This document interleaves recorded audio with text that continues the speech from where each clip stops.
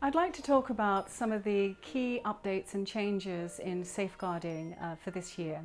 It's really important that early year settings be aware and read and use and share with their staff and parents the safeguarding guidance.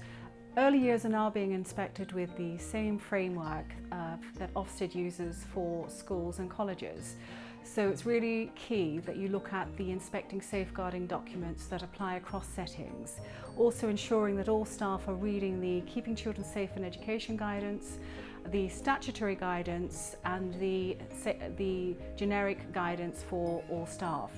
It can be really helpful also in terms of safe practice for staff to be aware of the guidance for safer working practices for adults who work with children and young people.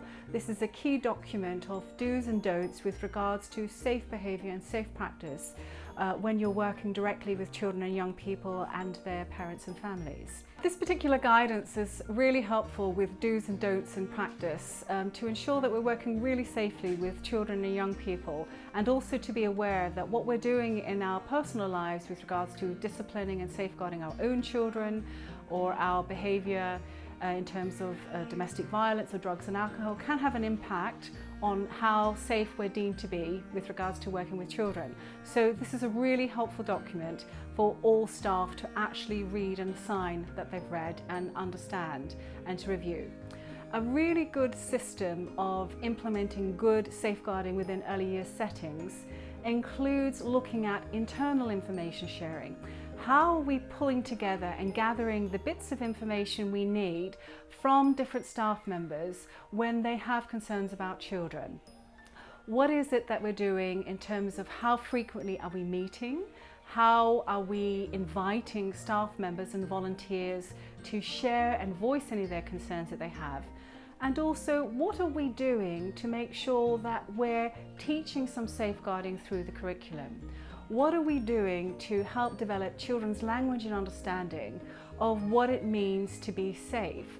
Are we giving them opportunities to talk about feelings or worries or their friendships or what healthy relationships look like? Well, I think over the last few years we've all seen on the radio, through the media, on the news, how many children are seriously affected, and it affects people throughout their lives by things that have happened to them when they were very, very young. And it's very shocking that adults do behave in completely inappropriate ways towards children. And we see our purpose here, in fact it's our fundamental purpose, to keep children safe, to care for them. And so we use as many ways as possible, including engaging parents, ensuring that our staff are fully trained and updated on the latest developments to ensure that our children are always kept safe. Additionally, I'd like to focus on some of the key new things and new duties that are placed upon us and where we can get help and advice for those things. As of the end of October, there's now a mandatory reporting requirement for FGM, for female genital mutilation, which means that if we become aware that a child may be at risk of or may have suffered FGM, we as professionals have a mandatory reporting duty to notify social care, who in turn have a duty to notify the police. It can be also really helpful to have opportunities to reflect on how we're doing as professionals when it comes to safeguarding children. So building in an opportunity to have a safeguarding discussion during our supervision sessions.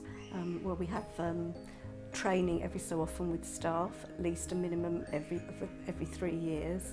But between those 3 years, we're constantly helping staff to be updated with things to do with safeguarding. So, for example, at a staff meeting, we'll talk about FGM.